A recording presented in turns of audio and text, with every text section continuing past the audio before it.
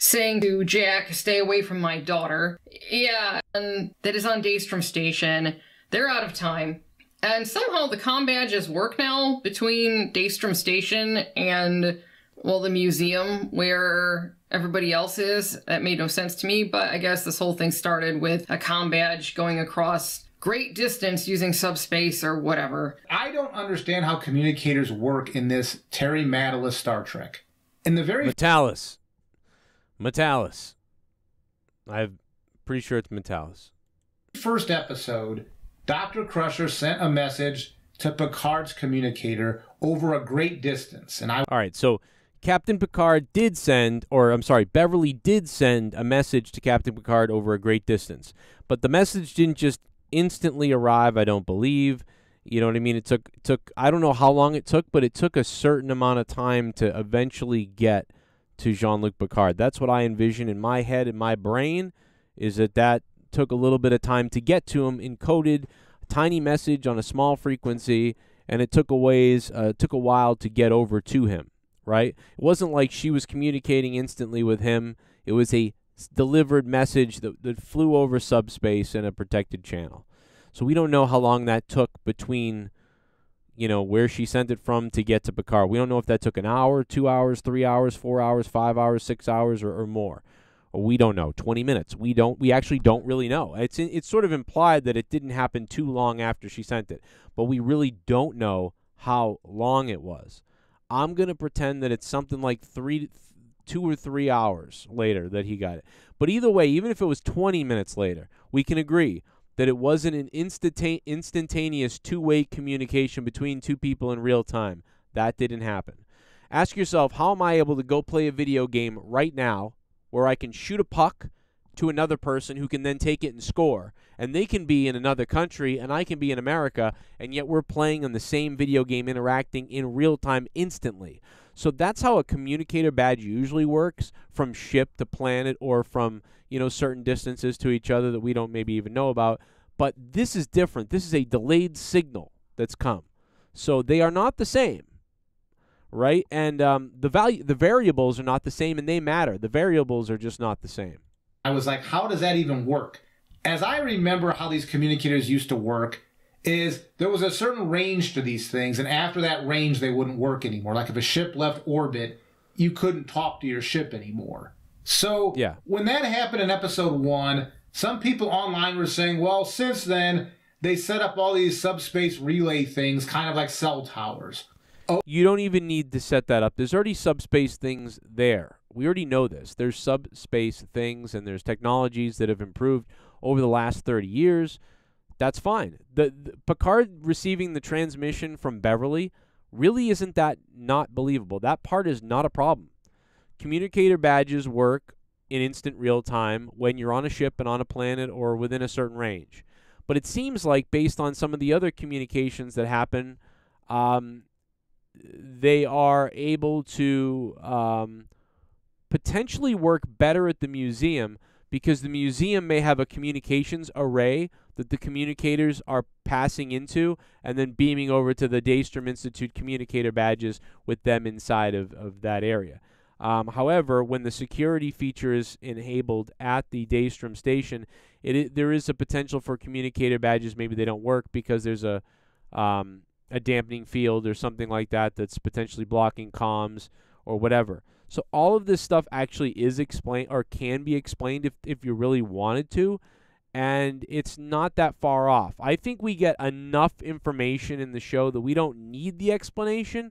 Would the explanation be nice? Maybe, but we've already had some explanations in the show where it's like, well, the holodeck runs on a separate power cell and stuff like that, and you don't want a show that's filled with someone having to deliver exposition or explanation to the fans and crowd every 2 seconds, because it takes you out of it. You know what I mean? Every 2 seconds, Riker has to be like, our communicator badges, now they're not working. They must have turned on some kind of inhibitor, you know, like when the security alarm was tripped. You don't want to have to do a million of those. So it's just not needed to me. So this, to me, ends up being a nitpick. Now, if you want to say, I wonder what the reason, I wonder how it works that, Beverly can send the transmission. And I wonder how it works that, on Daystrom Station, they lose communication ability. but on the museum to the station, they can then communicate. I wonder if it's because there's an array on the museum that amplifies the signal to the badge frequencies, which they should know. So that makes sense, actually. So all this stuff does make sense if you just kind of like do the math in your head if you want. But if you're somebody who just hates shit and wants to call shit out and demands you explain everything in everything I ever see, I don't think it needed explanation. There are some times in movies, and certainly in sci-fi and Star Trek, where you're like, man, you got to explain that. This doesn't make sense. This is not one of those times. This, to me, is something that your head can explain if you just use a little bit of your brain and imagination. And it's not even imagination. It's just, it makes sense. It makes sense that there would be a large communications tower in the museum where Geordi is, which their badges would be amplified into, which could hit the communicator badges of everybody on Daystrom Station. Whether they're on Daystrom Station or on a spaceship outside of Daystrom Station, you would think that that makes sense. However, if the crew were on a ship randomly far away and they were still on the Daystrom Station, that they may not be able to reach them at that point without delay. They may be able to reach them on a delay, on a delayed comm badge. So, but we didn't see that happen, so we didn't need to see a delay because there was no really need to have delay. Because I don't believe the museum and Daystrom Station are even that far away from each other, but they would have those instantaneous potential for communications. Whereas where Beverly was on her ship, she did not have that. But she didn't have an instant reaction, and you know, had she hit the device and popped up in Picard's room and said, "Listen, Jean-Luc, I need help," and they were instantly corresponding to each other, you'd have a problem with that maybe. But also, we've actually seen that already happen in Star Trek. In fact, we see it all the time. We see it all the time that the captain says, "Incoming transmission from Admiral Dingleberry."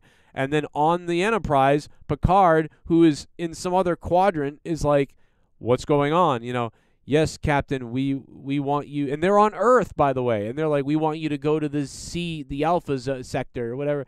And it's like, "Okay, Admiral." And that's all in real time. So if you have a problem with this, then you therefore must have a problem with all of communication that has ever happened, ever, in Star Trek. Do you see how at some point this complaint just slowly becomes a whole bunch of bullshit?